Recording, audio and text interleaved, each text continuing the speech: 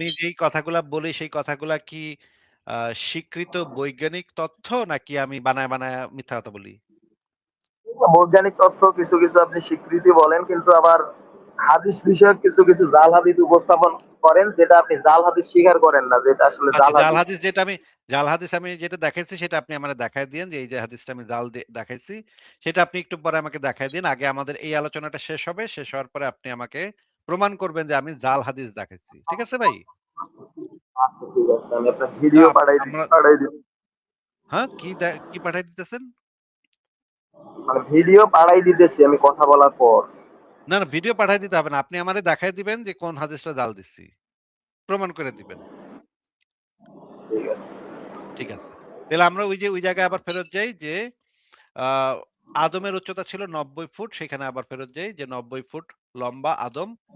এইটা এখন নাকি উচ্চতা এখন তার মানে হইতেছে এখন পর্যন্ত আমরা কোন মানে ৭০ ফুট, ৬০ ফুট এরকম কোন মানুষের ফসিল পাইলাম না। তাহলে তো এই বক্তব্যটাকে তো সত্য হিসেবে গ্রহণ করার তো কোন কারণ আমি দেখতেছি না। তারপরে আমরা আরেকটা জিনিস চেক করি। এই যে দেখেন আ আদমের উচ্চতা নিয়ে যদি আপনি এখন মানে আলেমদের বক্তব্য শুনতে চান, আলেমরাও একই কথা বলবে যে ৬০ ফুট মানে ৯০ ফুট লম্বা ছিল। ভিডিওটা আর আমি ছাড়লাম না। আপনি এই লেখাটা পড়ে নিতে পারেন।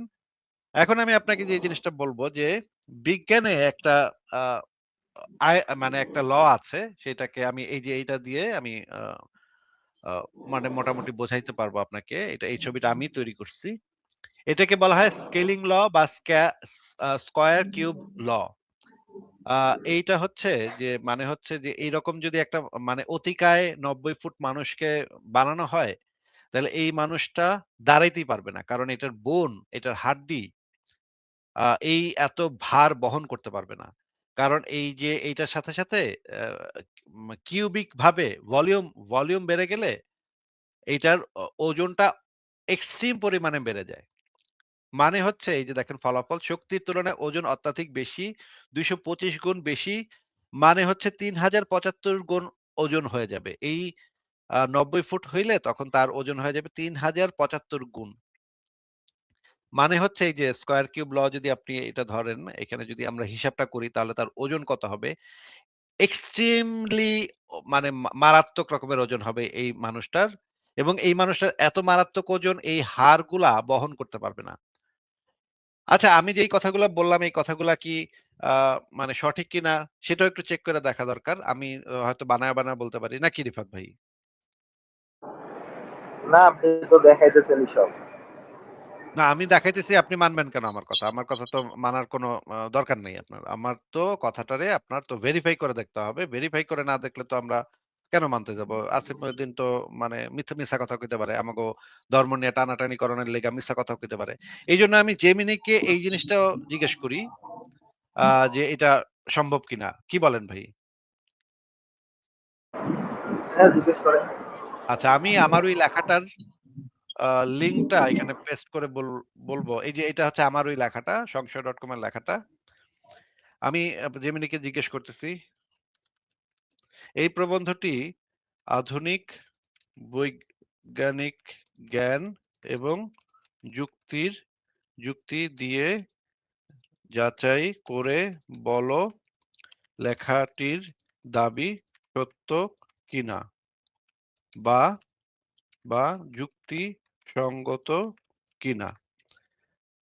তারপরে আমি আমার লেখাটার লিঙ্ক দিলাম। ঠিক আছে ভাই? রিফাত ভাই? হ্যাঁ, হ্যাঁ, দেখতেছি। আচ্ছা আমি তাহলে জেমিনিকে জিজ্ঞেস করি সে এই লেখাটা পইড়া তখন সে দেখবে যে আমি যেই যুক্তি দিচ্ছি সেটা সঠিক কিনা। আ আমি তো আপনি হয়তো মানবেন না। আপনি তো যেহেতু মুসলমান সেহেতু আপনার কথা আপনি মানবেন কেন? কিন্তু জেমিনি তো হচ্ছে গিয়ে আ একটা নিরপেক্ষ চ্যাটবট। এর তো আর মিথ্যা কথা কইব না। সেটা আমরা দেখি যে সংশয় ওয়েবসাইটে প্রকাশিত প্রবন্ধটিতে আলোচিত প্রধান দাবিটি হলো আদিতে মানুষ আদম ৯০ ফুট লম্বা ছিলেন। আধুনিক বৈজ্ঞানিক জ্ঞান, পদার্থবিজ্ঞান এবং বিবর্তনীয় জীববিজ্ঞানের আলোকে দাবিটি বিশ্লেষণ করলে নিম্নোক্ত ফলাফল পাওয়া যায়। বর্গ ঘনফল সূত্র, স্কয়ার কিউব ল ও শারীরিক গঠন, পদার্থবিজ্ঞানের এ অনুসারে ইত্যাদিতে। আচ্ছা অনেক কথা লিখছে এখানে আমরা একদম উপসংহারে চলে যাই। লাস্টে কি লিখছে দেখি আমরা কি বলছে। উপসংহার। এইটুকু একটু পইড়া শোনান তো ভাই উপসংহারে কি লিখছে? ভাই আমি একটু বাহিরে আছি, আপনি পড়তেছি যে আধুনিক বিজ্ঞান ও যুক্তির মাপকাঠিতে 90 ফুট লম্বা মানুষের অস্তিত্ব থাকা অসম্ভব এবং এটি কোনোভাবে যুক্তিসঙ্গত নয়। বিজ্ঞানের দৃষ্টিতে এটি একটি গাণিতিক ও জৈবিক অসম্ভাব্যতা। সংস্থার ওয়েবসাইটে প্রকাশিত প্রবন্ধটি মূলত বৈজ্ঞানিক সূত্রগুলো ব্যবহার করে এই দাবিটিকে নাকচ করেছে, যা বর্তমান প্রমাণিত সত্যের সাথে সাংসর্গিকপূর্ণ। পড়ছি। এরপর আরো পড়েন। এই ধরনের দাবিকে কেবল বিশ্বাস বা পৌরাণিক উপকথা হিসেবে গণ্য করা যেতে পারে, তবে বৈজ্ঞানিক তথ্য হিসেবে এটি সম্পূর্ণ ভিত্তিহীন। আচ্ছা, ঠিক আছে। তার মানে আমার যে লেখা প্রবন্ধটা, সেই প্রবন্ধটা সম্পর্কে জেমিনাই বলতেছে যে প্রবন্ধটা তো সঠিক। প্রবন্ধটা বৈজ্ঞানিক মানদণ্ড অনুসারে যাচাই করছে এবং যাচাই করে দেখছে যে আমার প্রবন্ধটাই সঠিক। কোরআনের বা ইসলামের দাবি বা হাদিসের দাবি এগুলো হচ্ছে ভুল কথা। নাকি ভাই? হ্যাঁ, রিফাত বলেন। ওটা ভুল না, কিন্তু আমার কাছে ভুল না আসলে, তবে আপনি যেটা বলছেন এটা জেমিনি বলছে যে সঠিক। আচ্ছা। আপনি চাইলে অন্যান্য চ্যাট বট গুলাকেও এই লেখাটা পড়তে বলতে পারেন। পইড়া তারপরে যাচাই করে দেখতে বলতে পারেন। সেটা আপনি আপনার ফ্রি টাইমে কইরেন। তো এবার আমি আপনাকে দেখায় দিলাম যে কোরআনে, হাদিসে, ইসলামে যেই ১ম মানুষের কথা বলা আছে এগুলা মোটেও বা সত্য কোনো বাস্তব জগতের কোনো মানে ঘটনা না। এগুলো হইতেছে অবাস্তব পৌরাণিক উপকথা বা আপনার অন্ধবিশ্বাস হইতে পারে। আপনি অন্ধবিশ্বাস করতেই পারেন, এটা আপনার ব্যাপার। কিন্তু বিজ্ঞানের মানে বিজ্ঞানের মানদণ্ডে এগুলো উত্তীর্ণ হয় না। এগুলো হইতেছে এই কারণে এগুলাকে বলা হয় অন্ধবিশ্বাস। এইবার আমি আপনাকে মানুষের যে আ উৎপত্তি সেটার যে ইসলামিক ভিউ এবং বিজ্ঞানের ভিউ ২ টাই আপনাকে আমি বললাম। এবার আপনি তো চিন্তা করে দেখেন যে কোনটা আপনার কাছে সত্য বলে মনে হয়। এবার আপনি আমাদেরকে একটু বলেন যে ওই যে আমি যে জাল হাদিস দেখাইছি সেই জাল হাদিসটা একটু দেন ভাই। বহুত হাদিস আছে ভাই, আমি আর আমার আরেকটা একটা প্রশ্ন উদাহরণ আছে, ছোট একটা প্রশ্ন। উদাহরণ দেন, একটা উদাহরণ দেন। আমি যে জাল হাদিস দেখাইছি একটা উদাহরণ দেন। এই যে নবীজির দাস দাসী নিয়ে যে একটা বলছিলেন যে অনুমতি লাগে না, তারপর আচ্ছা। মানে দাস আচ্ছা, দাসীর সাথে এটাতেই যে থাকেন, এটাতেই থাকেন, এটাতেই থাকেন, এটাতেই থাকেন, এটাতেই থাকেন। নবী দাসীর সাথে সেক্স করতে আপনি বলছেন অনুমতি লাগে, আমি বলছি অনুমতি লাগে না। অনুমতি নেয়া কোনোভাবেই আ বাধ্যবাধকতা নাই। আমি তাহলে সেই লেখাটাই বের করি। সেই লেখাটা আমরা ২ জন মিলে পড়ি এবং আপনি আমাদেরকে দেখায় দিয়েন যে কোনটা জাল হাদিস আমি দেখাইছি। সেই জাল হাদিসটা আপনি আমাদেরকে পয়েন্ট আউট কইরেন তাইলেই হবে। অসুবিধা নেই। এটা আমারই একটা লেখা। ইসলামের দাসী ধর্ষণ, দাসী সহবাসে কি সম্মতি জরুরি? এটা হচ্ছে আমার একটা লেখা। ঠিক আছে? এই লেখাটা এবার আমি ওই যে একইভাবে জেমিনাইকে দিয়ে চেক করাবো। ঠিক আছে? জেমিনাইকে দিয়ে চেক করায় আমি জিজ্ঞেস করি যে এই লেখাটা সঠিক কিনা? কি বলেন রিফাত ভাই? জেমিনি কেন, আপনি যেটা হাদিস থেকে ওটা বলছেন, হাদিস দেখে তো বলছেন।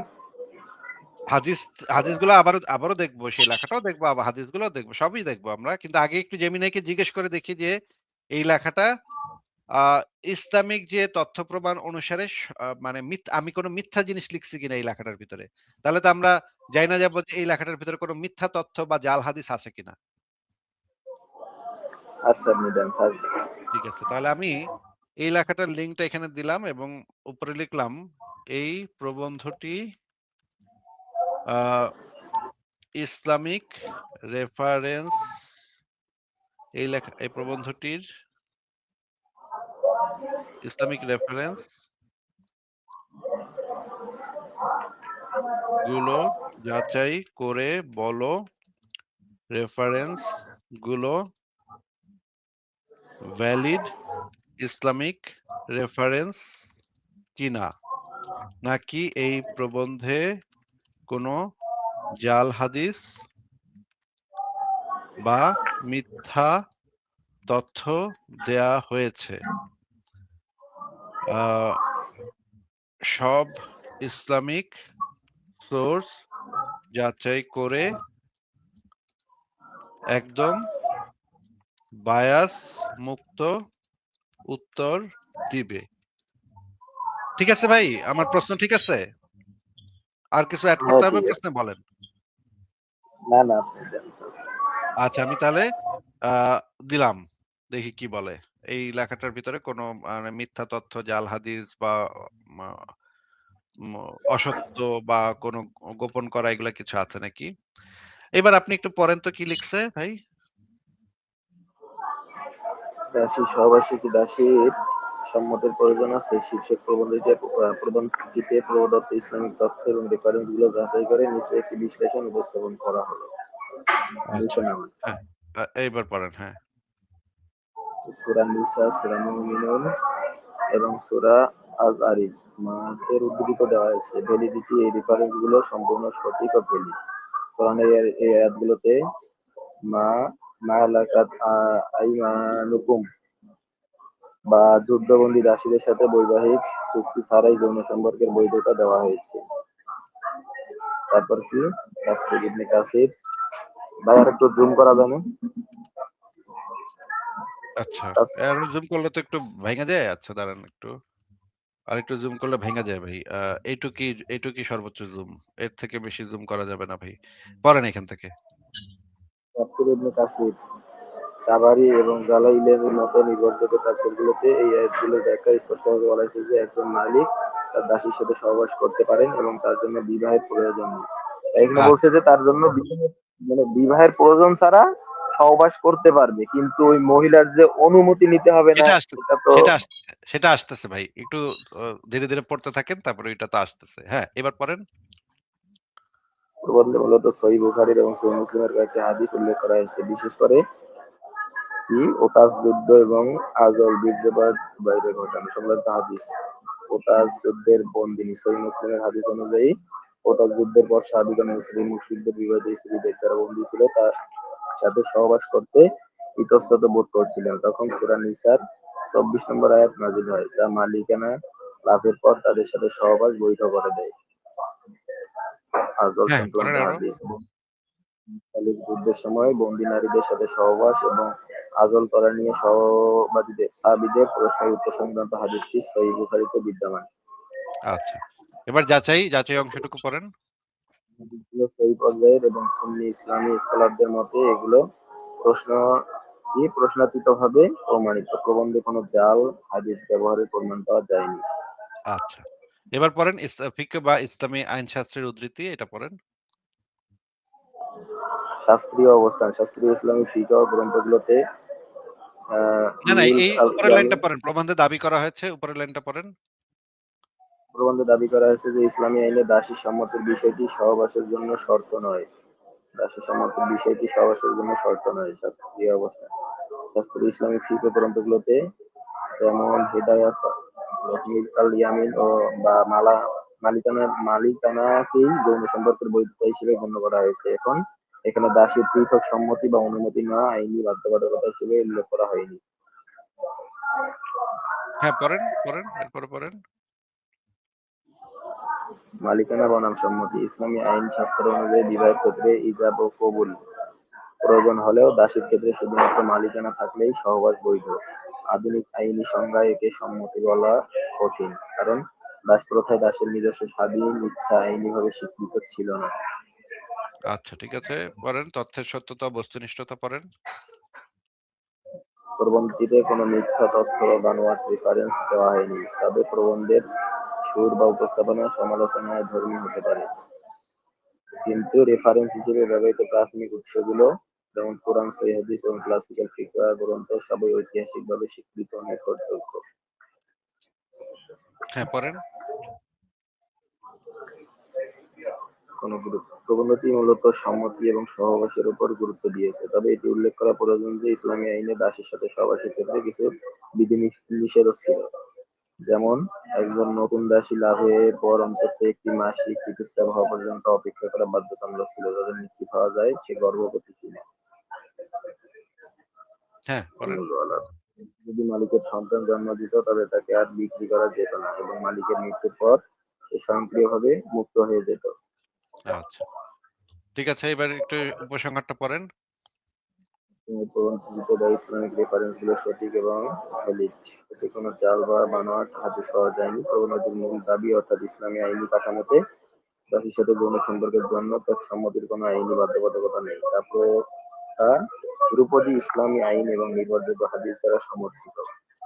এটি কোনো বিদ্বেষমূলক মিথ্যাচার নয়, বরং ইসলামী ইতিহাসের একটি স্বীকৃত আইনি এবং সামাজিক বাস্তবতার বিবরণ। আচ্ছা, তার মানে জেমিনাইও বলতেছে যে এই প্রবন্ধে যে জিনিসগুলা বলা আছে সেগুলা ইসলামী আইনে একদম শাস্ত্রীয়ভাবে একদম স্বীকৃত আইন ইসলামের, যে দাসীর ক্ষেত্রে সম্মতি নেয়ার কোনো প্রয়োজন নাই। দাসীর ক্ষেত্রে তো নাই, এমনকি স্ত্রীর ক্ষেত্রে সম্মতি নেয়ার কোনো প্রয়োজন নেই। এবার আমরা আবারও সেই প্রবন্ধটাতে ফেরত যাই এবং প্রবন্ধটাতে ফেরত গিয়ে সেই প্রবন্ধটার রেফারেন্স গুলা এবার আমরা একটু চেক করি যে আমি আমার প্রবন্ধে কি কি রেফারেন্স দিয়েছি সেগুলো আসলে ভ্যালিড কিনা। এবার আমরা এই যে এই যে এই গ্রন্থটা দেখি, রওজাতুত তালেবিন, এটা হচ্ছে ইমাম নববী। ইমাম নববীর নাম তো শুনছেন নিশ্চয়ই আপনি, নাকি ভাই? হ্যাঁ, শুনছি। এটা হচ্ছে ইসলামের ইতিহাসে সবচাইতে নির্ভরযোগ্য আইনি গ্রন্থ, যার রচয়িতা হচ্ছে ইমাম নববী। যদিও তিনি শাফি মাযহাবের লোক ছিলেন, কিন্তু এই গ্রন্থটা সমস্ত মাযহাবেই পাঠ্য। মানে হচ্ছে ইসলামী আইন হিসেবে সমস্ত মাযহাবেই এই বইটা একটা গুরুত্বপূর্ণ বই। বিভিন্ন বিশ্ববিদ্যালয়ে এই বইটা পড়ানো হয়। এই বইটাতে যে জিনিসটা লেখা আছে সেটা যদি এই যে আরবি পড়তে পারেন ভাই আপনি? না, আরবি ওইভাবে পড়তে পারি না। এইখানে আরো ছোট দেখা যাচ্ছে তো পড়তে পারবো না, এমনি পারি আচ্ছা, হালকা। আমি এটার বাংলা অনুবাদ করছি। আপনি যদি চান এটার বাংলা অনুবাদটা আপনি নিজে করে দেখতে পারেন। এইটার অনুবাদটা হইতেছে, ইসলামী শরীয়তে একজন দাসী যখন নির্দিষ্ট মালিকের অধীনে থাকতেন তখন মালিকের বৈধ শারীরিক চাহিদায় সাড়া দেয়া তার জন্য বাধ্যতামূলক। শরীয়ত অনুযায়ী বিনা কারণে তাতে বাধা দেওয়াকে বড় গুনাহ বা হারাম হিসেবে গণ্য করা হয়েছে। তো এখানে আমি সরাসরি সেই বইটারও ছবি দিয়ে দিচ্ছি। বইটার ছবিও এখানে দেয়া আছে। হুম? এবার ২ নম্বর গ্রন্থ হচ্ছে, এটা হচ্ছে আরেকটা গ্রন্থ, আল মাওসুআতুল ফিকিয়াহ। এটা হচ্ছে ইসলামী মানে আইনের এনসাইক্লোপিডিয়া, মানে হচ্ছে সবচাইতে বড় গ্রন্থ। ইসলামী জুরিসপ্রুডেন্স এর সবচাইতে বড়, সবচাইতে বিশাল গ্রন্থ। এটার ভিতরে ইসলামের সমস্ত আইন মোটামুটি আছে। এই গ্রন্থে যেটা বলা আছে যে এইখানে দেখেন, আরবিটাও আছে, নিচে বাংলাটাও আমি অনুবাদ করছি। এইখানে বলা হচ্ছে যে দাসীর জন্য এটা আবশ্যক ও অবশ্য কর্তব্য যে সে তার মালিককে নিজ দেহ উপভোগ করতে দেবে। তার জন্য এটি থেকে বিরত থাকা নিষিদ্ধ, কারণ এটি মালিকের অধিকার বলে ধরা হয়েছে। তবে যদি সে এমন অবস্থা থাকে যেখানে মালিকের জন্য হারাম, যেমন ঋতুমতি, প্রসূতি বা অন্য কোনো সরই কারণ, তাহলে সে বাধা দিতে পারবে। কিন্তু নরমাল অবস্থায় বাধা দিতে পারবে না। নরমাল অবস্থায় সে কোনো বাধা দেওয়ার কোনো অধিকার তার নাই। এই জিনিসটা কি দেখতে পাচ্ছেন ভাই?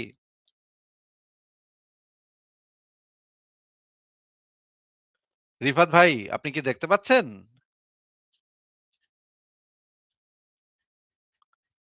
রিফাত, আপনাকে জিজ্ঞেস করছি, আপনি শুনতে পাচ্ছেন? জি ভাই, বলুন, শুনতেছি তো, দেখতেছি। এইটার এইখানে এইটার মানে কি আমাদেরকে একটু বুঝায় বলেন তো, যে এই যে একজন দাসী তার সহবাসে বাধা দিতে পারবে না, এটার মানেটা কি? এটার মানে সে যদি মানে সুস্থ স্বাভাবিক অবস্থায় থাকে, তাহলে যখন তার মালিক তার সাথে যদি সহবাস করতে চায়, সে বাধা দিতে পারবে না, হলে তাহলে গুনাহ হবে, এটাই তো দেখলাম, সে এটাই বলছে। বাধ্য, তাই না? বাধ্য। মালিক যদি চায় তাহলে সে, হ্যাঁ, দাসীটা বাধ্য হয় তাকে তার সাথে সঙ্গম করতে বাধ্য থাকে নাকি? হ্যাঁ, বাধ্যই। আচ্ছা, ঠিক আছে। এই বইয়েরও আমি সরাসরি বইয়ের পৃষ্ঠাও দিয়ে দিচ্ছি এখানে। এগুলা আমি সবগুলা আমি আপনাকে দেখাইতে পারি, কিন্তু এখানে সমস্ত জায়গাতে এই জিনিসটাই বলা আছে যে যেটা আমি দাসীর একটা ক্ষেত্রে, বলছি। এটা বৈধ নয় যে কোনো অজুহাত ছাড়া মালিকের যৌন চাহিদা পূরণ থেকে বিরত থাকবে, এবং মালিক তাতে শাস্তিও দিতে পারে যদি সে বিরত থাকে। যদি সে দাসী যদি করতে না চায়, মাইরা পিটাও তাকে ওই কাজ করতে বাধ্য করতে পারে মালিক, কারণ মালিক তার মালিক। এবং ইসলাম ওয়েব ডট নেট, এখানেও এই ফতোয়াটা দেয়া আছে। এই ফতোয়াটাতে এই জিনিসটা বলা আছে যে স্বামী স্ত্রী বা দাসীর জন্য যৌন আহ্বান প্রত্যাখ্যান করা বৈধ নয়, এবং আরো জায়গায় বলা আছে যে এটা আহ, এবার আমরা আহমদুল্লাহর একটা বক্তব্য শুনি। আচ্ছা, আগে আপনি তো এই যে আমি জাল হাদিস দিয়ে, এটা তো আপনি ওই যে চুনাহাগা সান্ডা এদের কাছ থেকে শুনে আসছেন, তাই না? থেকে শোনা না, আমি দেখছি এগুলা। আচ্ছা। আপনার ওই হাইয়া গুলা প্রমাণ করে আমি আসলে দেখছি। আচ্ছা, ওইটা তো শুনে আসছেন, ঠিক আছে। ভাই ওদের ওদের শুনেন শুনেন প্ল্যাটফর্মের সবচেয়ে আমি ওদের প্ল্যাটফর্মের আমি খলিফা তো মুশফিক মিনার, তাই না? আমি 30 সেকেন্ড আপনার সাথে একটা কথা বলি, শুনেন। এটা হচ্ছে কি, একটু আমার মনে করেন প্রশ্নের উত্তরটা আগে দেন। ওদের প্ল্যাটফর্মের খলিফা হইতেছে মুশফিক মিনার নাকি? যেই হোক এটা ভাই, আপনার উত্তরটা দেন কথা, না ভাই, উত্তর দিতে অসুবিধা কোথায়? আপনার সাথে তো কথা বলতেছি, এইটুকু উত্তর দিতে আপনার অসুবিধাটা কোথায়? ভাই আমি আসলে ওগুলা কাউরে কথা আমি শুনি না, বা আমার ওই আচ্ছা, রকম শুনেন না, ঠিক আছে, শুনেন না, ঠিক আছে, কিন্তু ওদের প্ল্যাটফর্মের খলিফা তো এইভাবে মুশফিক আমি মিনার কাউকে নাকি? ভাই আমি এইভাবে কাউকে চিনিও না, এখন আমি কেমনে বলবো আচ্ছা মুশফিক আচ্ছা, চিনেন মিনার না, নাকি? তাহলে ঠিক আছে, তাহলে এই ভিডিওটা একটু দেখেন, মুশফিক মিনার কি কইতাছে সেটা আমরা একটু দেখি, শুনেন। দাসীদের সাথে যৌন কর্মের জন্য কি দাসীদের অনুমতি নিতে হবে? অনুমতি নেওয়াটা কি এখানে বাধ্যতামূলক? এ ব্যাপারে আমি যেটা জানি, এটা নিয়ে আমি আজকে একজন আলেমের সাথে আলোচনা করেছি, এটা নিয়ে আলোচনা করেছি। এটা আমার জানা মতে যেটা, সেটা হচ্ছে অনুমতি নেওয়া জরুরি না, এখানে মনিবের ইচ্ছাটাই প্রাধান্য পাবে। তবে দাসীকে কোনো রকম কষ্ট দেওয়া যাবে না, তার কোনো রকম ক্ষতি করা যাবে না। হ্যাঁ, দাসীর অনেক সময় প্রবলেম থাকতে শারীরিক পারে, ক্ষতি করা যাবে না। হ্যাঁ, ঠিক তাকে বলেছেন। কষ্ট দেওয়া যাবে হ্যাঁ, না। আপনি ঠিক, আপনার সাথে আমি হ্যাঁ, একমত। তাকে শারীরিক কষ্ট ক্ষতি দেওয়া দেওয়া যাবে যাবে না। না, আহ, বা হ্যাঁ, কষ্ট দেওয়া এবং যাবে। দাসীকে কষ্ট দেওয়া, কষ্ট দেওয়া যাবে মানে হচ্ছে কি কষ্ট অত্যাচার। দেওয়া যাবে না, কষ্ট ফর দেওয়া শিওর। যাবে মানে হচ্ছে অত্যাচার করা যাবে না। হ্যাঁ, এই মানে হ্যাঁ, এই ভাবে হ্যাঁ, যদি তবে আপনি বলতে এখানে চান। অনুমতি নেওয়ার ব্যাপারে এরকম কিছু, হ্যাঁ, মানে কিন্তু অনুমতি নেওয়ার ব্যাপারটা হচ্ছে যে অনুমতি নেওয়াটা জরুরি না, এখানে মনিবের ইচ্ছাটা প্রাধান্য পাবে। আচ্ছা, ঠিক আছে। হ্যাঁ, এবার আচ্ছা, আপনাকে আমি দেখাইলাম ওই প্ল্যাটফর্মের যে খলিফা মুশফিক মিনার, সে বলে দিল যে এইখানে জরুরি না, দাসীর অনুমতিটা জরুরি না। আচ্ছা, এবার আমরা শুনি আমি আহমদুল্লাহ, যে হচ্ছে বাংলাদেশের বর্তমান সময়ে সবচেয়ে বড় স্কলারদের ভিতরে একজন, বড় আলেমদের ভিতরে একজন, ভাই, তার আমি বক্তব্য একটু শুনে শুনছি নিই, এগুলা, রিফাত ভাই। এগুলো আমি শুনছি ভাই। এখন না এগুলো আমি ভাই, শুনছি, এখন আমি যেটা আমি তো বলছি, জাল হাদিস দেই ভাই, আমার জাল হাদিসটা একটু শুনেন। আমি এখন জাল হাদিস, সেক্ষেত্রে কোনো আমি সমস্যা আমার দেখি না আসলে, আমার কারণ জাল স্ত্রী, হাদিসটা আমার জাল হাদিসটা একটু আমার আহমদুল্লাহর মুখে থেকে বাইর করে শুনাই আপনার, অসুবিধা কোথায়? একটু শুনেন। অসুবিধা কোথায় ভাই? আমি একটু বলি শুনেন শুনেন, আপনি। আলেমের বক্তব্য আপনি শুনলে যেটা সওয়াব হইব ভাই। আলেমের বক্তব্য, ইসলামিক শোনেন, বক্তব্য কোনো দিতেছে, মতে শুনলে সওয়াব হইব ভাই। এত ইয়া করতেছেন কেন? কাকুতি মিনতি করতেছেন কেন? আহ, এতদিনের মধ্যে আমি যেটা বলি শোনেন আগে, মনে করেন স্ত্রীর ব্যাপারটাও তো আল্লাহ তাআলা বলছে যে যদি কোনো স্ত্রীর স্ত্রী ব্যাপার নিয়ে এখন আলোচনা কোনো করতেছি না তো ভাই। আপনি কইছেন যে আমি জাল হাদিস দিচ্ছি। আমি জাল হাদিস দিছি, এটা আমি আপনি জাল হাদিসটা একটু বাইর করে দেখায়েন আমাদেরকে। আমরা একটু আহমদুল্লাহর আচ্ছা আমি বক্তব্যটা বলছি, শুনে নিই। যে শুনে নিই স্ত্রীও যদি আহমদুল্লাহর কোনো বক্তব্য। কারণ ইস ছাড়া, শুনেন, কোনো ভাই, কারণ ছাড়া যদি স্বামী তাকে না সাড়া দেয়, তাহলে ফেরেশতারা তাকে সারা রাত লানত দেয়। তো এটা দাসীর ক্ষেত্রে ক্ষেত্রে যে আপনারা বলেন, এটা তো স্ত্রীর ক্ষেত্রেও তো সেম অর্ডারটাই আল্লাহ দিছে। স্ত্রীর ক্ষেত্রে সেম অর্ডার দিছে নাকি দেয় নাই সেটা নিয়ে একটু পরে আলোচনা করতেছি। আগে আমরা সেটা শিওর হই। ওই জিনিসটা আগে কনফার্ম হই যে দাসীর এখানে অনুমতি তো নেয়াটা। রিফাত ভাই, আমরা ওইটা নিয়ে পরে কথা বলবো তো। আগে আচ্ছা এটা বলেন, শিওর হই যে দাসীর অনুমতি নেওয়াটা জরুরি কিনা ইসলামে। ছাড়েন ভিডিও ছাড়েন। আগে তো এটা ক্লিয়ার হয় না জরুরি নাকি জরুরি না। তারপরে আমরা যে যাব না যে মানে জরুরি না তাইলে এটা কি ভালো নাকি মন্দ সেটা পরে যাব না। আগে দাসীর অনুমতি নেওয়াটা জরুরি কিনা। যৌন সঙ্গমের ক্ষেত্রে মালিক যদি যৌন সঙ্গম করতে চায়, এখানে দাসীর কনসেন্ট কোনো ভূমিকা রাখে কিনা, দাসীর অনুমতি নেয়ার কোনো দরকার আছে নাকি, নাকি মালিক যদি কয় আই বিছনায় উঠ, কাপড় খুল, তাইলে দাসী সেটা করতে বাধ্য কিনা। যদি না তার পিরিয়ড হয়ে থাকে বা সে যদি প্রেগনেন্ট হয়ে থাকে, এরকম ২-৩টা কারণ বাদে, মানে গুরুতর শারীরিক অসুস্থতা, পিরিয়ড এবং প্রেগনেন্সি, এই ৩টা জিনিস বাদে দাসী কখনো না করতে পারে না স্বামীকে। এটা স্ত্রীও স্ত্রী, না করতে এটা পারে না। স্ত্রীর ক্ষেত্রে, হ্যাঁ, স্ত্রীর ক্ষেত্রে। সেটার সাথে আমি একমত তো, স্ত্রীও না করতে পারে না, দাসীও না করতে পারে না। কিন্তু আমরা তো সেইটা নিয়ে আলোচনা করতেছি যে দাসীর সেই এখন অনুমতিটা ভাই আছে। শোনেন, এই দাসীর এটা তো শর্ত, মানে দাসী যে ক্রয় করলো বা দাসী যে নিল, এটা নিয়ে এর আমি মধ্যে পরে যে আলোচনা করব শর্তগুলো না। দেওয়া আপনি আছে, ব্যাখ্যা দিতে চাইতেছেন কেন এখন? আপনি এখন ব্যাখ্যা দিতে চাইতেছেন কেন? আমরা তো ব্যাখ্যাতে পরে যাব তো। আগে ওইটা কনফার্ম হয় নাই যে দাসীর অনুমতি লাগে নাকি লাগে না, নাকি? কনফার্ম হয়েছি, আমি কনফার্ম না, হয়েছি, আমি আপনি বুঝছি বিষয়। কনফার্ম হইলেও আমরা তারপরে আরো ওভার কনফার্ম হই। আহমদুল্লাহর বক্তব্য থেকে আমরা আচ্ছা একদম একদম 100% কনফার্ম হয়নি। ঠিক আছে? একটু মিউট করে আচ্ছা, থন। বলেন। আমরা একটু আহমদুল্লাহর বক্তব্য শুনে লই। সব মিউট করেন আপনি। আমি ছাড়তেছি। নাস্তিকরা দাবি করছে যে ইসলামে দাসের সহিত জোরপূর্বক সহবাস করা এবং জোর জবরদস্তি করে আজল করা বৈধ।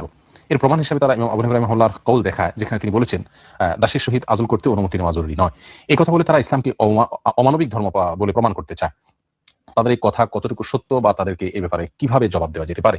দেখুন, প্রথম কথা হলো জোরপূর্বক সহবাস করা, নিজের স্ত্রীর সাথে পর্যন্ত জোরপূর্বক সহবাস করা নিয়েও নাস্তিকরা একই প্রশ্ন করেন, অর্থাৎ সেটাকেও তারা অমানবিক বলেন এবং সেটাকেও তারা জুলুম বলেন। নিজের স্ত্রীর সাথে পর্যন্ত জোরপূর্বক সহবাস করা নিয়েও নাস্তিকরা একই প্রশ্ন করেন, অর্থাৎ সেটাকেও তারা অমানবিক বলেন এবং সেটাকেও তারা জুলুম বলেন।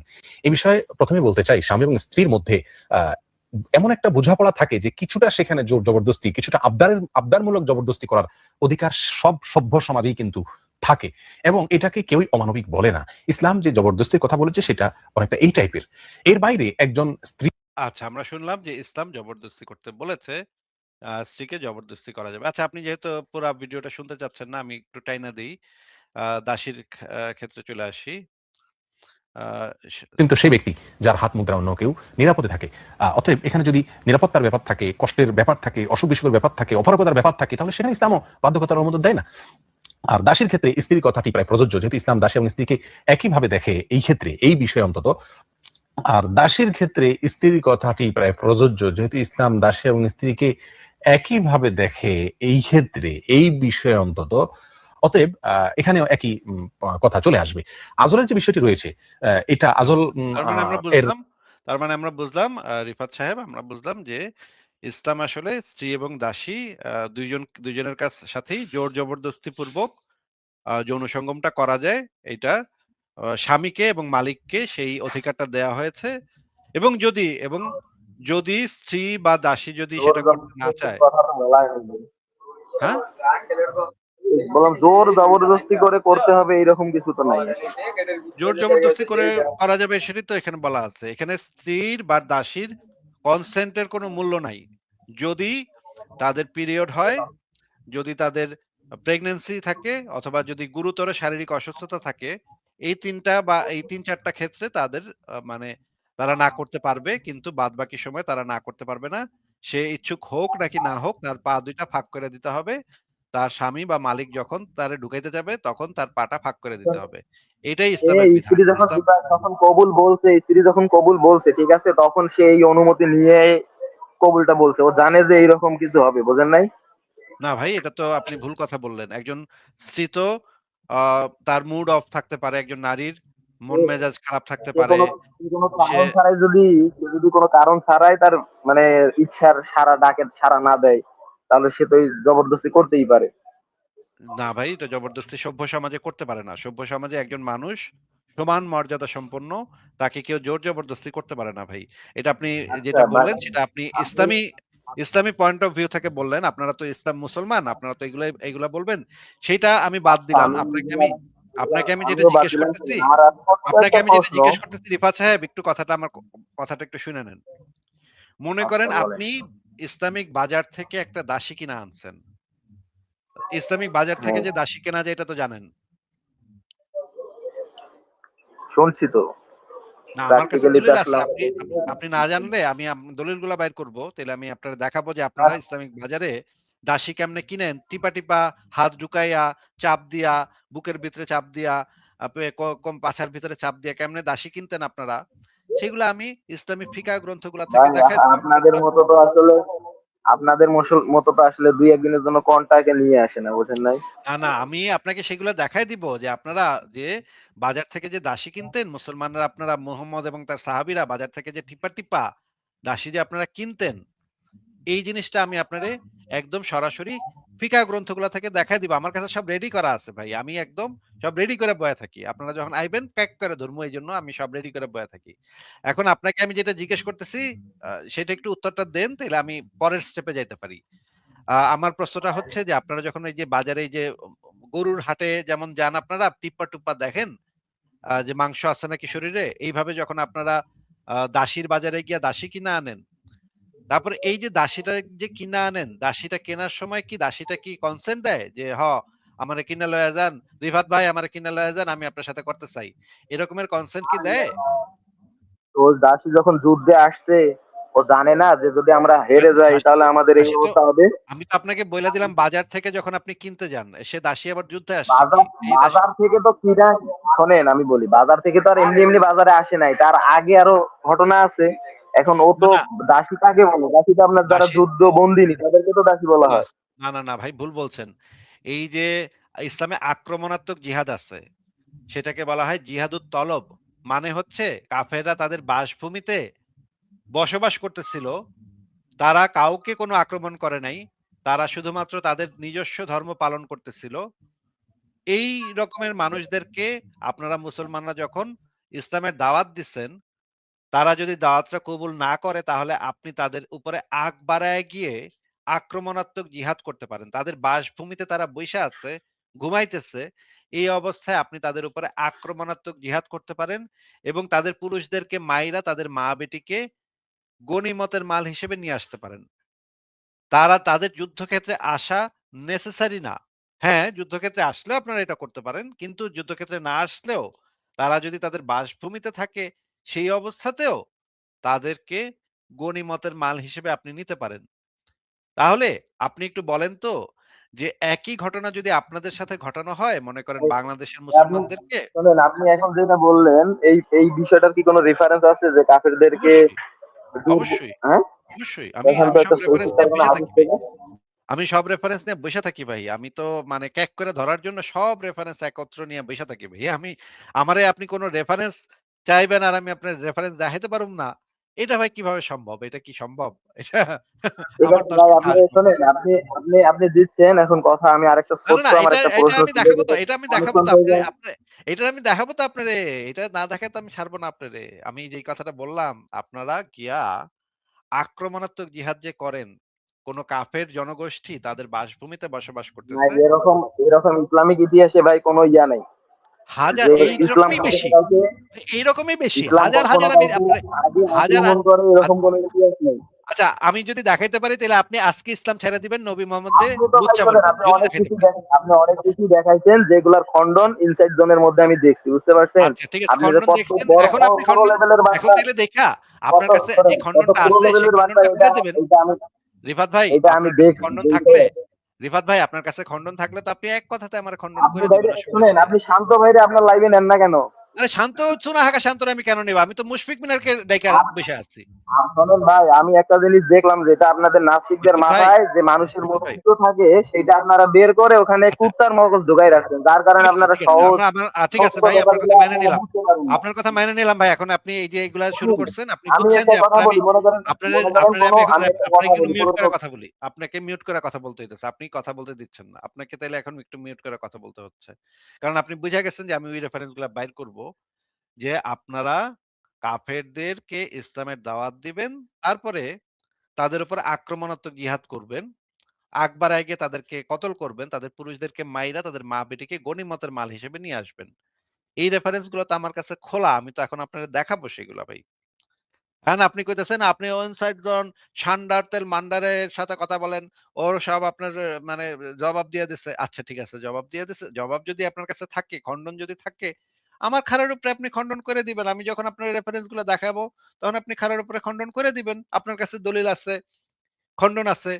তাহলে তো ভাই আপনার আপনার মগজও না অনেক বুদ্ধিমান।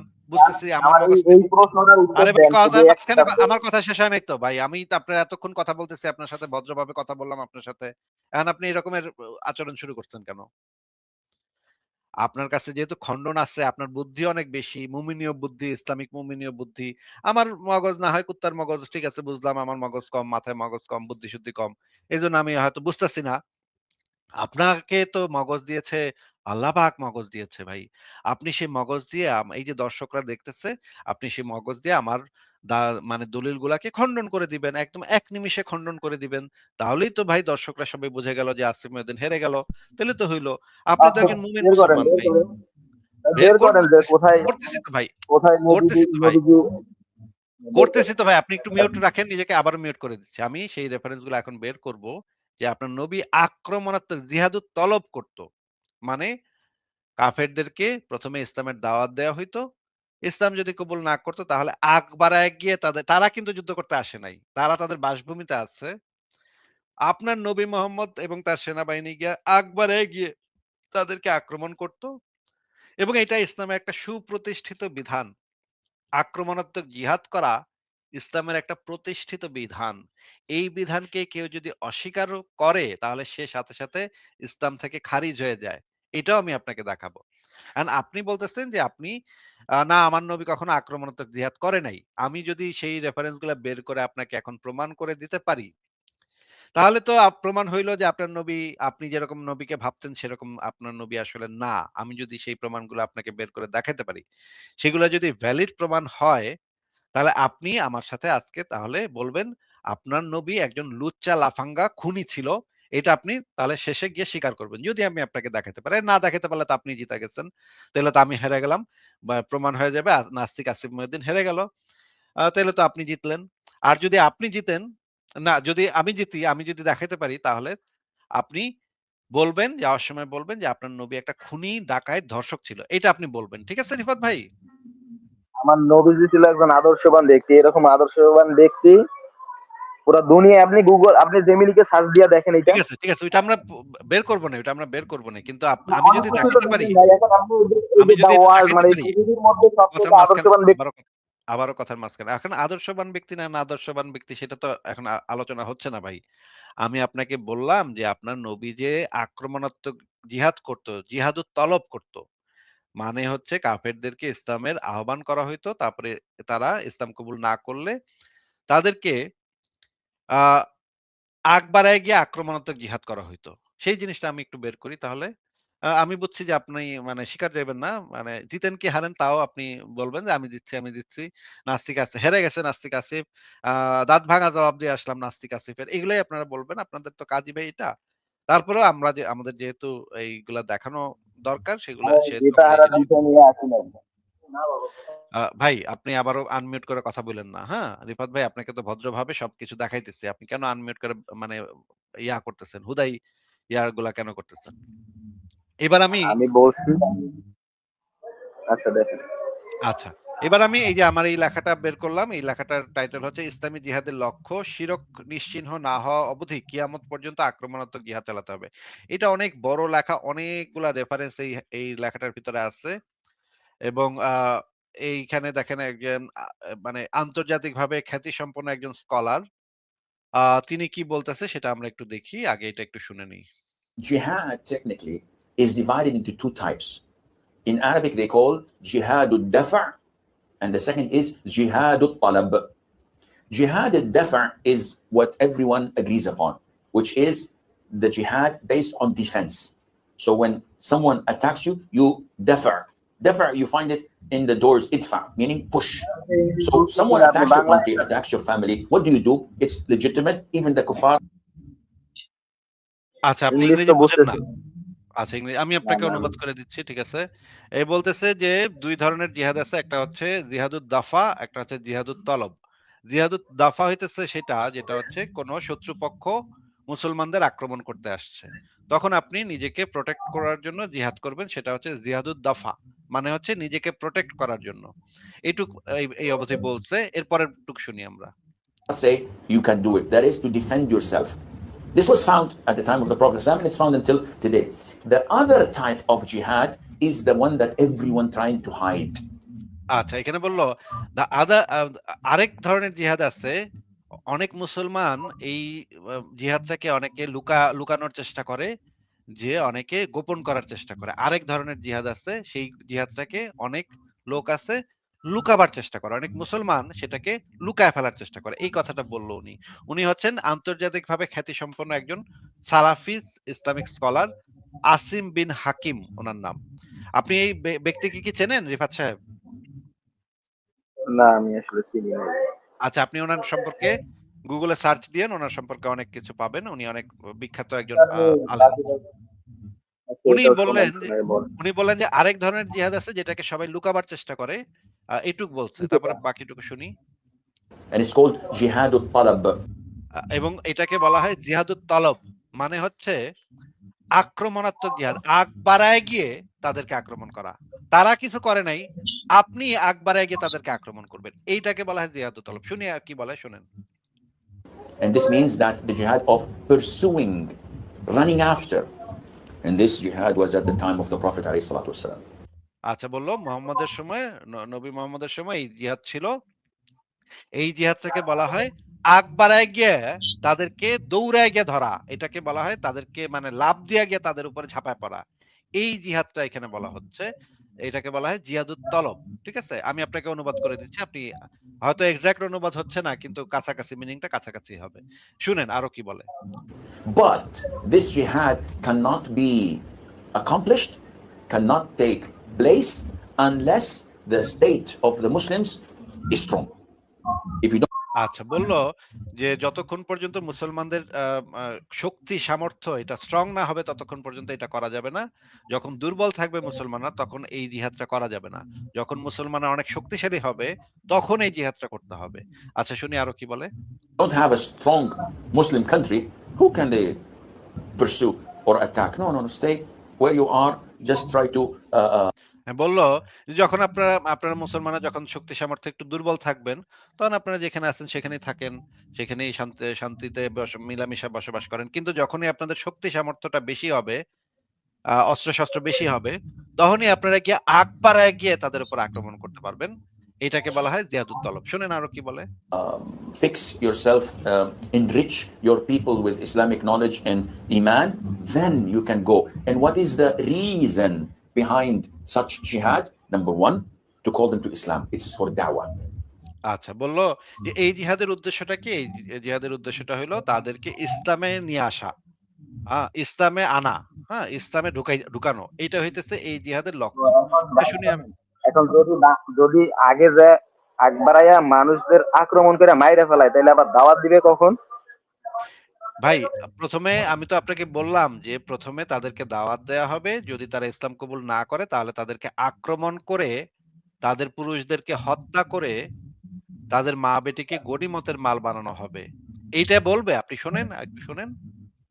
শোনেন। The jihad is only for da'wah.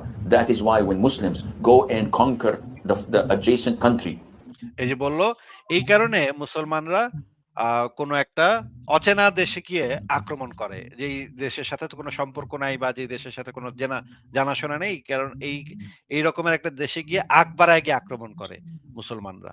এটা বলতেছে, শোনেন। what do? We kill them all? No. The Prophet says the first thing you do is call them to Islam. এই যে বলে আমরা কি সবাইরে মেরে ফেলবো? না, আমরা সবাইরে মারবো না, কিন্তু আমরা প্রথমে কি করব, তাদেরকে ইসলামের দাওয়াত দিব। হ্যাঁ, শুনি আরো কি বলে। If they accept it, leave them.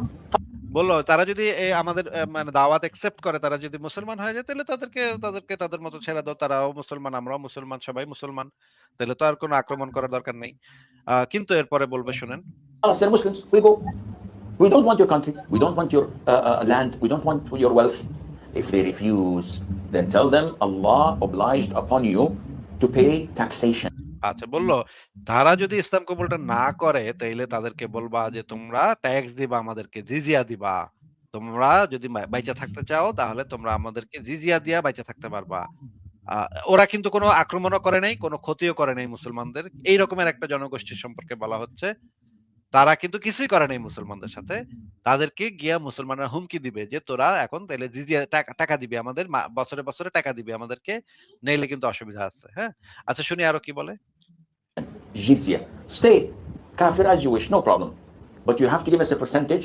And this percentage, by the way, is given once or twice a year, depending on the rules. In return, when enemy comes and attack your country, you don't fight. We Muslims protect you. Subhanallah, for this little money, yes. And you enjoy sitting in your homes and in your country and live your life normally. But the ruling is for Sharia. So you do not open nightclubs, you do not. হ্যাঁ, বললো তোমরা জিজিয়া দিবা, কিন্তু এই যে শরিয়া আইন কায়েম করতে হবে ওই অঞ্চলে, তখন শরিয়া আইনটা কায়েম করতে হবে। অবশ্যই ভাই, আমরা এগুলা উসমানীয় যে খিলাফত, এগুলো আমরা পড়ছি, আমরা জানি এখানে কখনো এই আমলে কাউরে উপর অত্যাচার করা হইতো না। তারা দাওয়াত দিত, ভাই, অত্যাচার করা হইতো কি হইতো না সেটা নিয়ে আমরা পরে এক্সট্রা আলোচনা করতে পারি যদি আপনি চান। অত্যাচার করা হইতো কি হইতো না সেটার রেফারেন্স আমার কাছে বের করা আছে। আপনি খালি একটা আলোচনার সময় আপনি আরেকটা আলোচনাতে, ভাই আপনাকে একটু মিউট করে দিচ্ছি। আপনি একটা আলোচনার সময় আরেকটা আলোচনাতে টানা হেঁচড়া শুরু করে দেন। কেন করতেছেন বুঝতেছি না। আমরা তো এখন খেলাফত আমলে অত্যাচার করা হইতো কি হইতো না সেটা নিয়ে এই মুহূর্তে আলোচনা হচ্ছে না ভাই।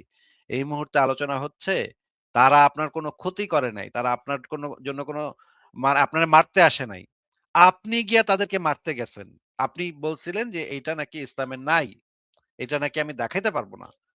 আমি সেইটা দেখাইতেছি। আপনি এখন অন্য আলোচনাতে কেন যাইতেছেন? এই যে একটা কাফেরের রাষ্ট্রে কাফেররা কাফেরের মতো করে থাকতেছে, একে কেন আপনি আক্রমণ করবেন? এদেরকে কেন জিজিয়া দিতে বলবেন? এটা তো ভাই মানে সাম্রাজ্যবাদী আচরণ। এটা তো মানুষের অধিকার লঙ্ঘন করা। এটা তো মানে অত্যন্ত নোংরা কাজ। আপনি এখন আবার বলতেছেন খেলাফত আমলে কাউরে অত্যাচার করা হইতো কি হইতো না। সেটা নিয়ে আপনি যদি আলোচনা করতে চান আমি সেটা নিয়ে আলোচনা করতে পারব। সেটা নিয়ে আলোচনা করতে আমার কোনো সমস্যা নাই। আপনি একটু শুনেন ভাই, হ্যাঁ? কথার কথা উল্টাপাল্টা কথা বইলেন না আর অন্য প্রসঙ্গে যাওয়ার চেষ্টা করেন না। আমরা একটু শুনি কি বলে। fornicate in the streets, you do not know Sharia rules, but you live your life, you marry, you have children, you enjoy your life, but publicly Islam rules. If they refuse, then we have to fight.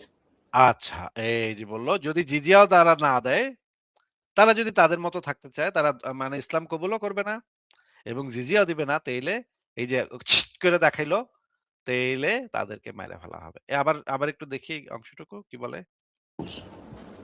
If they refuse, then we have to fight. And if we fight you, then we capture you, you become our slaves, and we take your land. এই যে কি বলল? যদি আমরা আক্রমণ তখন করি, তখন তোমাদের জায়গা সম্পত্তি সমস্ত আমাদের দখলে, তোমরা আমাদের দাসে পরিণত হবা, আমরা হব মালিক, তোমরা হবা দাস। ভাই কথাটা কি শুনতে পাইছেন? You become my our slave, এটা শুনতে পাইছেন? আমি শুনছি আর এই ইতিহাস আমরা অনেক আগে থেকেই মানে পড়ছি, দেখি নাই তো ও পড়ছি। আপনি এটা জানেন যে আক্রমণাত্মক জিহাদ ইসলামে আছে, তাও গোপন করার চেষ্টা করতেছিলেন এতক্ষণ। কোনো আক্রমণ করা হয় নাই ভাই, এখানে দাওয়াতের কথা বলছে, দাওয়াত। মানে একটা কাফের রাষ্ট্র মনে করেন হিন্দু ধর্ম বিশ্বাস করে, তাদেরকে দাওয়াত দিবেন ইসলামে আসার, তারা যদি না মানে তাহলে কি করবেন আপনারা?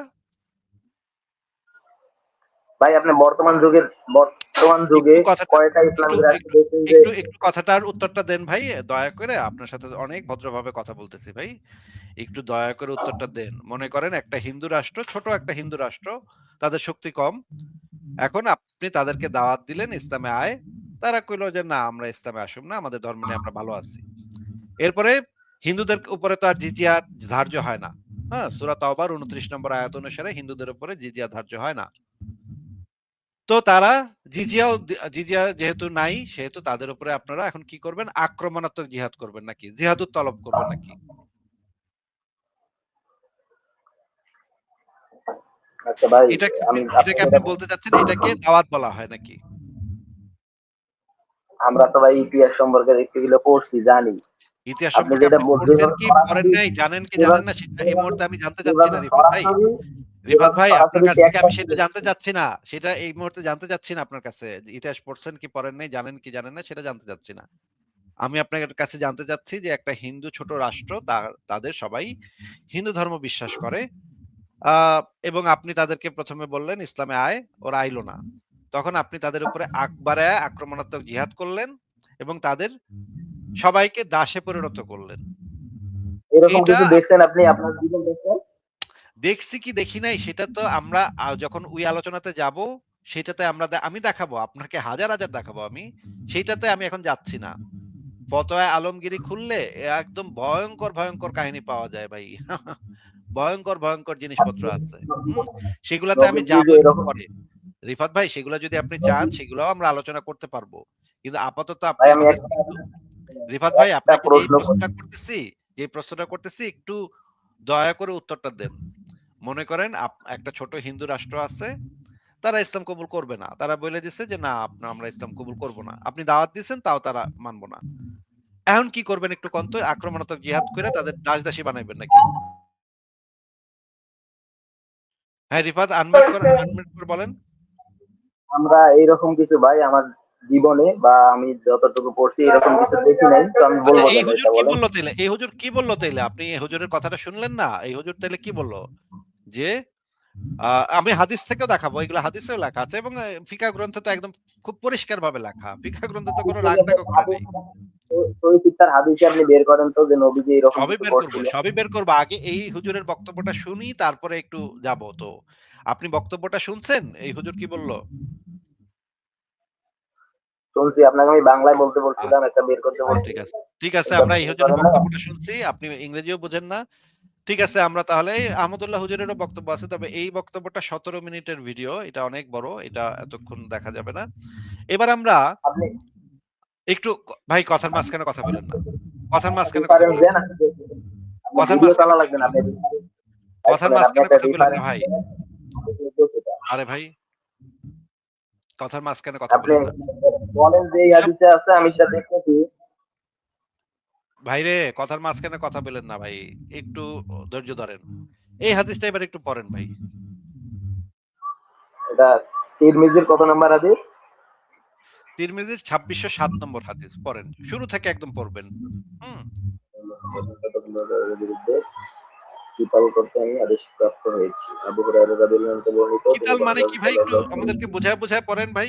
আমরা তো বুঝি না ভাই। আমাদের তো মগজ তো কুত্তার মগজের থেকেও ছোট। আমরা তো ভাই বুঝি না এত কিছু। ভিতরে আপনার তো মগজ ভাই মুমিনের মগজ। আপনার তো এটা বুঝতে হবে যে মানে নাস্তিকের মগজ কম। এটা তো নাস্তিকরা বুঝে না। একটু বুঝায় বুঝায় শব্দগুলা বুঝায় বুঝায় যদি বুঝায় যদি দিতেন আমার যদি করে বুঝতো খুব ভাই, আপনি উপকার হতো যে ভাই। জাল হাদিসগুলা দিয়ে যে রেফারেন্সগুলা দিছিলেন, এগুলা তো ওরা আচ্ছা, ধরতো, আপনার জিজ্ঞেস করতো। ঠিক আছে। এটা তাহকিকৃত সহিহ হাদিস থাকার পর আপনার কাছে মনে হইতেছে জাল হাদিস। ঠিক আছে। তারপরেও আপনি এই হাদিসটা আর আমি পড়েন, তো পড়ে পড়ি, শুনেন। আমি তো এটা পড়ি, আমি তো পড়তে দিচ্ছেন না তো। হ্যাঁ, একটু আবু বুঝায় বুঝায় হুরায়রা পড়বেন। রাদিয়াল্লাহু আনহু ভাইরে একটু বর্ণিত, আমি তো তিনি বুঝি বলেন, না তো ভাই। আপনাদের তো অনুরোধ করতেছি একটু বুঝায় বুঝায় যান। কিতাল মানে কি একটু বুঝায় যান। ওমর ইবনুল খাত্তাব রাদিয়াল্লাহু আবু বকর রাদিয়াল্লাহু আনহু বলেন, আরে নিচে ভাই নিচে কিতাল না, মানে কি? আপনি ওই যে টাইটেলে যে লেখা পরিচ্ছেদে লেখা যে কিতাল এটার মানে কি? আমি ভিতরে পড়ি, পড়তেছি তো, আমি তো ওটা জানি না মানেটা কি। ও এটার মানে জানেন না। তাহলে আমারে জিগান আমি বলে দিতেছি। কিতাল মানে কিতাল আসছে কাতিলুন থেকে। কাতিলুন কাতিল করা মানে কি? বুঝেন? না, অর্থটা কি বলেন? কতল কতল কতল করা। মানে কতল করতে করতে সামনের দিকে আগ বাড়াইবেন এটারে বলে কিতাল। কাতিলুন কিতাল মানে হচ্ছে জবাই করা, গলা কাটা। আচ্ছা, উপরে টাইটেলটা দিলে এখন আমরা আবার পড়ি। যতক্ষণ পর্যন্ত মানুষ লা ইলাহা ইল্লাল্লাহ না বলবে ততক্ষণ পর্যন্ত তাদের বিরুদ্ধে কিতাল করতে আমি আদেশপ্রাপ্ত হয়েছি। কিতাল করতে আমি আদেশপ্রাপ্ত হয়েছি। আচ্ছা ঠিক আছে। শুনি এবার হাদিসটা পড়ি। পড়েন ভাই। ২৬০৭ হাদিস পড়েন। তাফসীর হয়ে যায়। ওমর ইবনুল খাত্তাব রাদিয়াল্লাহু আনহু আবু বকর রাদিয়াল্লাহু আনহু বললেন, আপনি এদের বিরুদ্ধে কিভাবে অস্ত্র ধারণ করবেন? অথচ রাসূল সাল্লাল্লাহু আলাইহি ওয়াসাল্লাম বলছেন, মানুষ যে পর্যন্ত না আল্লাহ তাআলা ব্যতীত তার কোনো প্রভু নেই এই কথা স্বীকৃতি দিবে, সেই পর্যন্ত আমি তাদের বিরুদ্ধে যুদ্ধ করতে আদিষ্ট হয়েছি। আর যে ব্যক্তি বলল আল্লাহ ব্যতীত তার কোনো প্রভু নেই, সে আমার থেকে তার মাল ও রক্ত নিরাপদ করে নিল। তবে ইসলামের অধিকার সম্পর্কে ভিন্ন কথা। আর তাদের প্রকৃত হিসাব নিকাশ রয়েছে আল্লাহ তাআলার দায়িত্বে। আচ্ছা। ভাই এই হাদিসে হাদিসটা হাদিসের সহিহ দিকে কিনা? আর কিছু নাই? এই হাদিসটা ভাই এই সহিহ কিনা হাদিসটা আমরা একটু দেখে নিই। এই হাদিসটা সহিহ কিনা একটু দেখে নিই আগে। এই হাদিসটা তো সহিহ লেখা এখানে নাকি? তাহকিকৃত সহিহ নাকি? সই বললাম, হাদিসের আগে পিছে আর কিছু নাই, মানে এটা কি জন্য বললো? সেটা সেইটা তো আমরা বুঝবো তো। হাদিসটা পড়েই বুঝবো তো। হাদিসের আগে পিছে কি আছে সেটা তো পড়েই বুঝবো। তো এই হাদিসটা এবার আপনি একটু হাদিসটা সহিহ এটা তো আমরা সিওর হইলাম নাকি? হ্যাঁ, সই। আচ্ছা।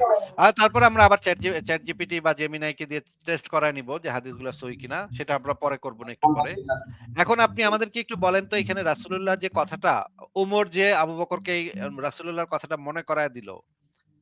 কথাটা হইল রাসূলুল্লাহ বলছে মানুষ যে পর্যন্ত না আল্লাহ তাআলা ব্যতীত কোনো প্রভু নেই। মানুষ এখানে মানুষ বলা হয়েছে মানে সকল মানুষের কথা বোঝানো হয়েছে এখানে। ঠিক আছে?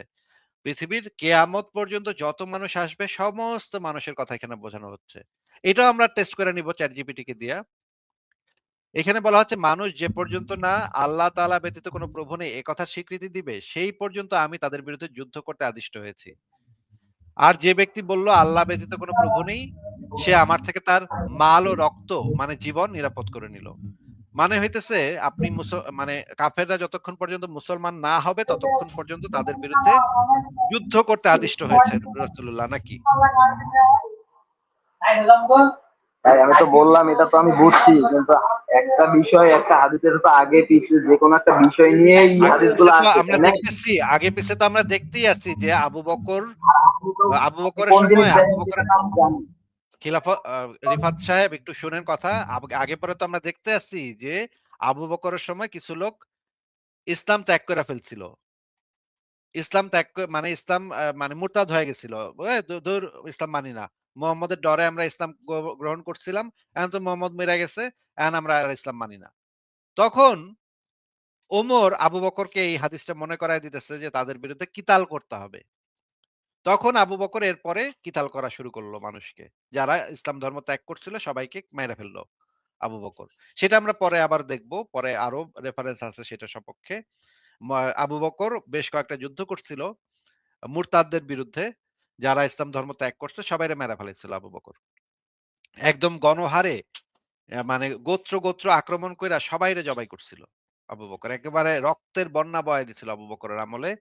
যারা মুরতাদ হয়েছিল যে সমস্ত গোত্র সবাইকে জবাই করে ফেলেছিল আবু বকর। খালিদ বিন ওয়ালিদকে নাঙ্গা তরবারি নিয়ে পাঠাইছিল। সামনে যারে পাইবা সবাইরে মেরে লাবা। এইটা বইলা হুকুম দিয়া পাঠাইছিল খালিদ বিন ওয়ালিদ। সেটা আমি একটু পরে আপনাকে দেখাবো। সেটার দলিল আমার কাছে আছে। কিন্তু আমরা এখানে দেখতে পাচ্ছি যে রাসূলুল্লাহ একটা হুকুম দিয়ে গেছিল যে কিয়ামত পর্যন্ত যতক্ষণ পর্যন্ত না মানুষ আল্লাহ এই যে মুসলমান হবে ততদিন পর্যন্ত তাদের বিরুদ্ধে কিতাল করতে হবে। তাদের বিরুদ্ধে আক্রমণাত্মক জিহাদ করতে হবে। এইটা তো আমি আপনাকে দেখাইলাম রিফাত ভাই। আক্রমণাত্মক জিহাদ কি তাহলে ইসলামে আছে নাকি নাই একটু বলেন তো? হ্যাঁ, আছে, দেখলাম তো আছে। আর মানে কোন কাফের গোত্র যদি ইসলাম গ্রহণ করতে না চায় তাহলে তাদের সম্পর্কে ইসলামের বিধান কি? এটা ভাই আগে পিছে যেহেতু আপনি আমাকে দেখান নাই, একটা হাদিস দেখাইছেন, এটা দিয়ে আমি আসলে কোনো মন্তব্য করতে পারবো না। এই হাদিসে কি বলা আছে?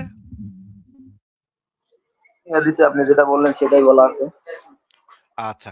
ঠিক আছে আমরা দেখি আগে পিছে হাদিস যদি মানে আ ইয়াটাও আমরা তাহলে দেখতে হবে যে আরো অনেকগুলো রেফারেন্স আছে আমার কাছে। সেগুলো আমরা একটু দেখবো আপনি একটা, একটা করে। তিরমিজিতে ঢোকেন। আচ্ছা তিরমিজিতে ভাই হাদিস গ্রন্থটা আছে, ওটাতে ওইখানেই ঢোকে এই হাদিসটা বের করে। আ সেইটাও আমি বের করে দেখাবো আপনাকে। আ অসুবিধা নেই। আমার কাছে সবই আছে। একটু ধৈর্য ধরেন। আমরা একটু আরেকটা আ ইমাম নববীর একটা দলিল আছে। সেই দলিলটা আমরা একটু দেখে নেই। আ আচ্ছা, এইটা আমরা একটু দেখি। এইটা একটু পড়েন তো ভাই। এটা হচ্ছে সহিহ মুসলিম হাদিস গ্রন্থ থেকে সরাসরি দেখাচ্ছি আপনাকে। এই হাদিসটা একটু জোরে, জোরে পড়ে শোনান তো। অনুচ্ছেদ ১ এর পরে কি লেখা? যে কাফিরদের কাছে ইসলামের দাওয়াত পৌঁছেছে তাদের উপর অতর্কিত আক্রমণ করা বৈধ। এই কথাটা বুঝায় দেন একটু। আমরা তো ভাই নাস্তিক তো বুদ্ধি কম। একটু যদি বুঝাই দিতেন। তাই বুঝি নাই, কি বললেন? আমরা তো নাস্তিক এজন্য বুদ্ধি কম। আপনি তো কইলেন একটু আগে যে আমাদের কুত্তার মগজের মতো বুদ্ধি। এজন্য তো আমি বুঝি না বুদ্ধি এই কম না হাদিসে কি ভাই, লেখা। আপনাদের বুদ্ধির অভার অভার। ভাই আমি তো বুঝি না। আপনি তো একটু আগে কইলেন না আমার বুদ্ধি হলো কুত্তার মগজের থেকে কম। এইজন্য তো বুঝতাছি না। যদি একটু বুঝাই দিতেন হাদিসের টাইটেলে কি লেখা, তাহলে আমি একটু উপকৃত হইতাম। এই শোনেন, শয়তানের বুদ্ধি কিন্তু কম না, শয়তানের প্রচুর বুদ্ধি। ইয়া ভাই রিফাত ভাই আপনার বুদ্ধি তো আপনি তো মুমিনের বুদ্ধি। আমার তো ভাই নাস্তিকের বুদ্ধি। বুঝেনি তো কম। আপনি তো একটু আগে কইছেন। আমি তো কই নাই ভাই এটা। আপনি একটু বুঝাই দেন এই টাইটেলে কি লেখা, এটার মানে কি? মিনিং কি? ওটাই তো বোঝাইছে যে যাদের কাছে ইসলামের বাণী পৌঁছাবে এবং তারা যদি সেটা গ্রহণ না করে তাহলে তাদেরকে আক্রমণ করার কথা বলছে। ও আচ্ছা, আচ্ছা ঠিক আছে। এটা হচ্ছে সহিহ মুসলিম হাদিস গ্রন্থ থেকে। এবার একটু পড়েন তো ভাই এখানে হাদিসটাতে কি লেখা? পড়েন তো। শুনি আপনার মুখে থেকে। রাহম রাদিয়াল্লাহু থেকে বর্ণিত, তিনি তিনি বলেন, আমি নাফে রাদিয়াল্লাহকে লিখে পাঠালাম এবং জিজ্ঞেস করলাম আক্রমণের পূর্বে ইসলামের আহ্বান জানানোটা কেমন। উত্তরে তিনি আমাকে লিখে পাঠালেন যে এই বিধান পদ্ধতি ইসলামের প্রাথমিক যুগে প্রচলিত ছিল। রাসূল সাল্লাল্লাহু আলাইহি ওয়াসাল্লাম বনি বনি কি মুস্তালিকের উপর অতর্কিত আক্রমণ করেছেন, আর তারাও পাল্টা আক্রমণ চালিয়েছিল। এ সময় তারা তাদের পশুদেরকে পানি পান করাচ্ছিল। ফলে মুসলমানরা তাদের যুদ্ধকারীদেরকে হত্যা এবং নারী ও শিশুদেরকে কায়েদ করে ফেলেছে। আর সেদিনের বর্ণনাকারী আচ্ছা, ইয়াহিয়া বলেন, আচ্ছা। একটু বলেন যে এই যে বনু মুস্তালিক তো তাদের বাসভূমিতেই বইসা ছিল, তাই না? তাদের বাসভূমিতে রাতের বেলা ওইখানেই ছিল এবং পশুদেরকে পানি পান করাচ্ছিল। এই রকমের অবস্থায় মুহাম্মদের বাহিনী গিয়া তাদের উপর অতর্কিত আক্রমণ করেছে নাকি ভাই? লেখা কি? অতর্কিতই বলছে। অতর্কিত। মানে হুট কইরা রাতের অন্ধকারে হুট করে আক্রমণ করছে। তারাও একটু প্রোটেস্ট করার চেষ্টা করছিল কিন্তু তারা বেশি সুবিধা করতে পারেনি। তারা তো ব্যস্ত ছিল পশুদের পানি পান করানো নিয়ে ব্যস্ত ছিল। তারা একটু হুটপাট করছিল কিন্তু খুব একটা লাভ হয় নাই। এখন এরপরে মুহাম্মদের বাহিনী কি করলো? যুদ্ধকারীদেরকে কত হত্যা নাম্বার, এবং নারী এবং শিশুদেরকে কয়েদ করে ফেললো নাকি? কত নাম্বার হাদিস বললেন? সহিহ মুসলিমের এটা হচ্ছে সহিহ মুসলিমের 4300। 4370 নম্বর হাদিস। আচ্ছা, আপনি বলতে থাকেন, আমি দেখতেছি। আচ্ছা, এটা হচ্ছে তো একদম সরাসরি বই থেকে আপনাকে দেখাচ্ছি। এইরকম আরেকটা ঘটনার হাদিস আছে, আরেকটা ঘটনা আছে। এইটা হচ্ছে তোহাবি শরীফ হাদিস গ্রন্থ। এটা যদিও সিয়াসিত্তার অন্তর্ভুক্ত না। এটা হচ্ছে তোহাবি শরীফ। উনিও একজন মানে অত্যন্ত, এই হাদিস গ্রন্থটা একটা হাদিস গ্রন্থ, কিন্তু এইটা সিয়াসিত্তার অন্তর্ভুক্ত না। এটা আপনাকে আগেই বলে দিলাম। এই তোহাবি শরীফের 4724 নম্বর হাদিসে কি লেখা আছে একটু পড়ে শোনাবেন আপনি?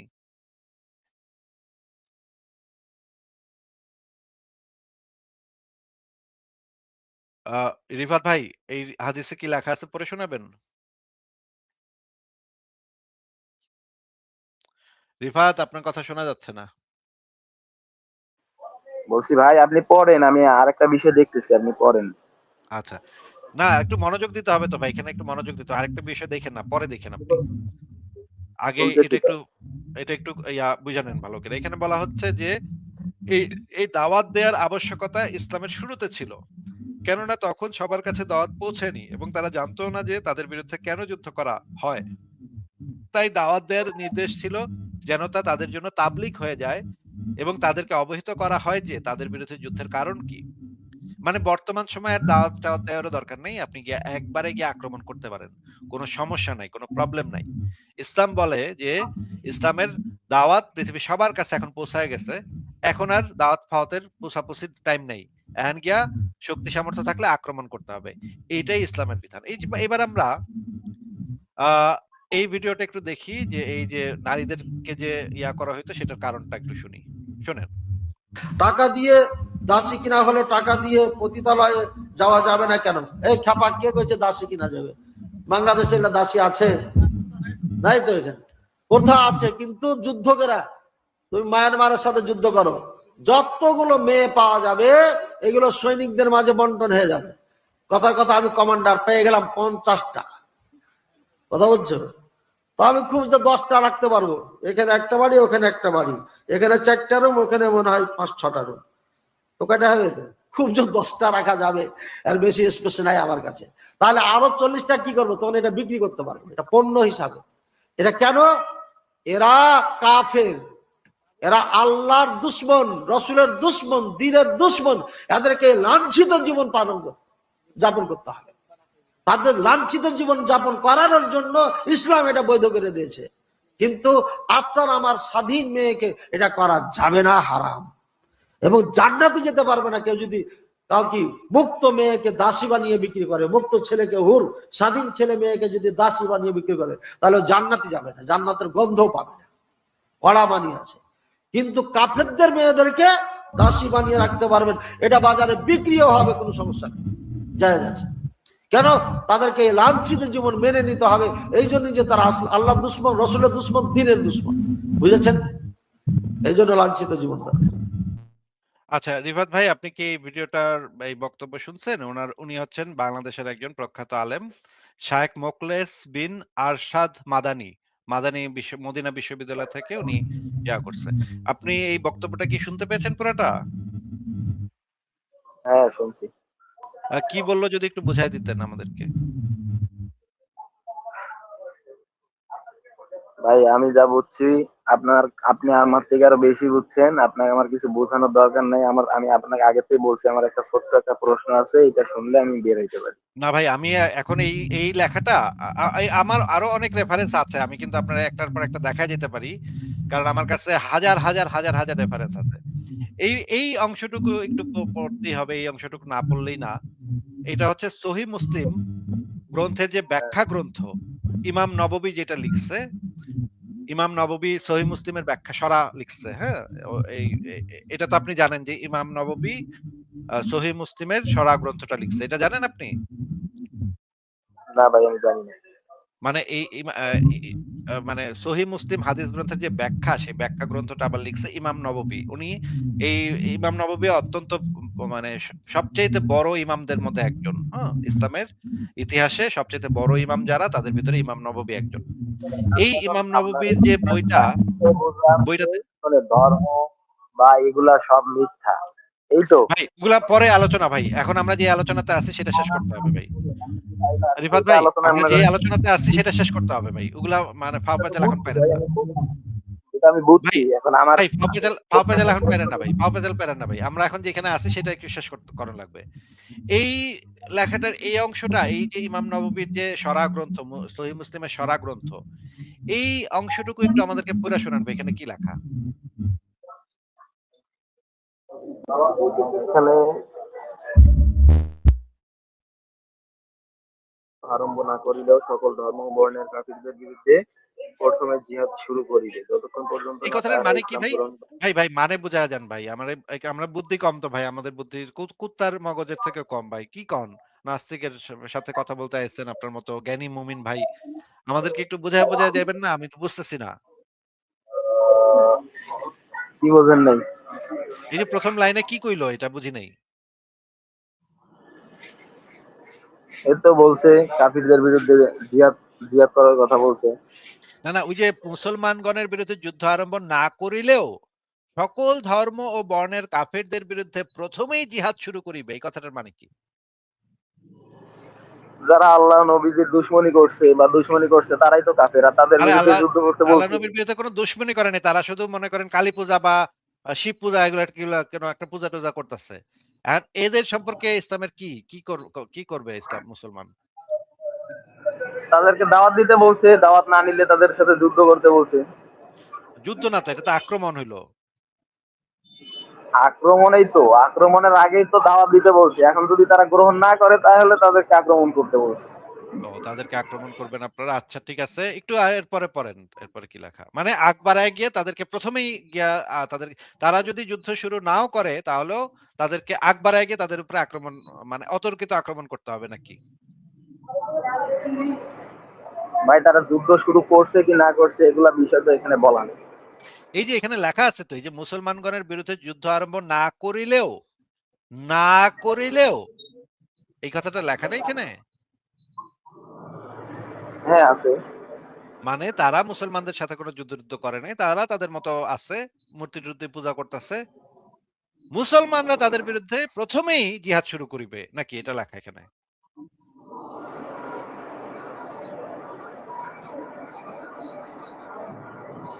ভাই ভাই এখানে আপনি জিহাদ মানে কি শুধু হত্যা করা? ভাই জিহাদ মানে কি সেটা আমি জিজ্ঞেস এই মুহূর্তে আমাদের আলোচ্য বিষয় না। আমাদের আলোচ্য বিষয় হইতেছে কারা আগে শুরু করবে সেটা। সেটা তো অবশ্যই বলছে যে ইসলামী রাষ্ট্র, এই যে নিচে তো বলাই আছে যে ইসলামী রাষ্ট্র যখন, মানে যখন মুসলিম যেখানে কম বা ইসলামী কাফের রাষ্ট্র, বেশি ভাই সেখানে ইসলামী রাষ্ট্র হোক বা ফাস্ট্র হোক, কিন্তু আগ বাড়ায় কারা আক্রমণটা করবে? মুসলিমদেরকেই বলছে। হ্যাঁ, মুসলিমরা আগ বাড়ায় গিয়ে ওরা কিন্তু কোনো আক্রমণ টাক্রমণ করে নাই, কোনো কিছু আপনার পাছায় এসে লাথিও মারে নাই। আপনি কি করবেন? তারা আক্রমণ যেহেতু করা তাদেরকে দখল করা যাবে না। কি বললেন বুঝি নাই।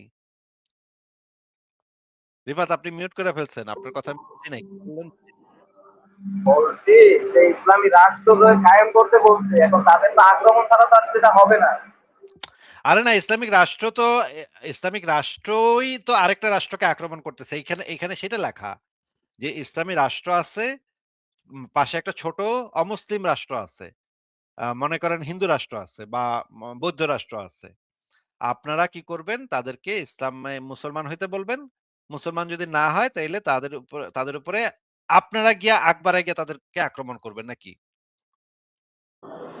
যদি মুসলমান না হয় তাহলে তো হ্যাঁ। তাদেরকে এবং আরেকটা ইয়ে এবং বলছে যে তারা জিজিয়া দিবে, দিয়ে ওই না, রাষ্ট্রে থাকবে। জিজিয়া মুশরিকদের ক্ষেত্রে জিজিয়া প্রযোজ্য হয় না তো। জিজিয়া শুধুমাত্র আহলে আচ্ছা এখন কিতাবের ক্ষেত্রে প্রযোজ্য হয়। জিজিয়াটা কাফেরদেরকে বলছে শুধুমাত্র তো, দিতে আর পারে জিজিয়া শুধুমাত্র দিতে হ্যাঁ পারে ইহুদি এবং খ্রিস্টানরা। কাফের আর ইহুদি, কেউ জিজিয়া দিতে পারে না।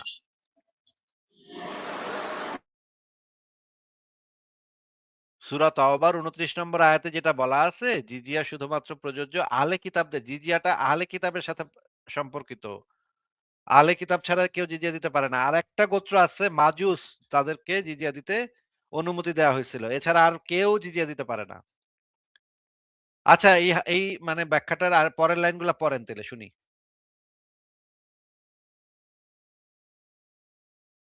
আ রিফাত আপনি আনমিউট করে পড়েন।